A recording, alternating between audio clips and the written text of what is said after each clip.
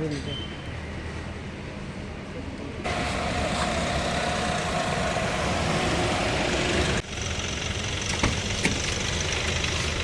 এখানে এসছি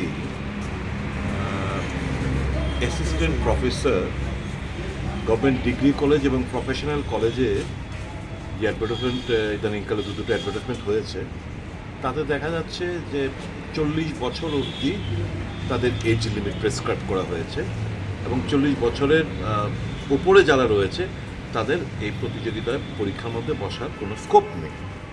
তো আমি চেয়ারম্যান সাহেবের সঙ্গে আমি দেখা বললাম যে ইউজিসির গাইডলাইন তো সে কথা বলছে না। ইউজিসির গাইডলাইন তো কোনো এজ লিমিটই তাদের জন্য প্রেসক্রাইব করেনি। এবং এখানে ত্রিপুরা সেন্ট্রাল ইউনিভার্সিটিতে নিয়োগ হচ্ছে, অ্যাসিস্ট্যান্ট প্রফেসর নিয়োগের ক্ষেত্রে কোনো বয়স সীমার কোনো ঊর্ধ্বসীমা নেই।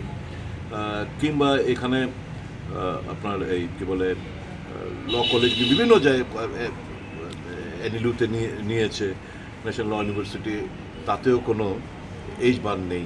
তো এখানে কেন হলো? তো ওনারা স্বীকার করেছে যে অ্যাবসলিউটলি এটা তো আমরা কি করব, এটা তো ডিপার্টমেন্ট থেকে যেই রকমভাবে আর্টগুলো পাঠায় সেটাই আমরা করি। আমি বলছি না, আপনি স্বায়ত্ত সংস্থা, অটোনোমাস বডি, আপনার তো কিছু করা উচিত। আপনি তো উনি বললেন আমার এই চিঠি যুক্তিসঙ্গতা স্বীকার করেছেন এবং বললেন ইমিডিয়েটলি আবার গভর্নমেন্টের সঙ্গে ওনারা টেক আপ করবেন যাতে এই জিনিসটা থেকে এই যে আপার এজ লিমিট প্রফেশনাল কলেজগুলোতে এবং গভর্নমেন্ট ডিগ্রি কলেজগুলোতে অ্যাসিস্ট্যান্ট প্রফেসর নিয়োগের ক্ষেত্রে যে 40 বছর যে একটা ঊর্ধ্ব বয়স সীমা, সেটা যাতে তুলে দেওয়া হয়, ওনারা আবার সরকারের গোচরে আনবেন এবং কর্তৃপক্ষের গোচরে এনে যা যা করার ওনারা করবেন, আমাকে আশ্বস্ত করা হয়েছে।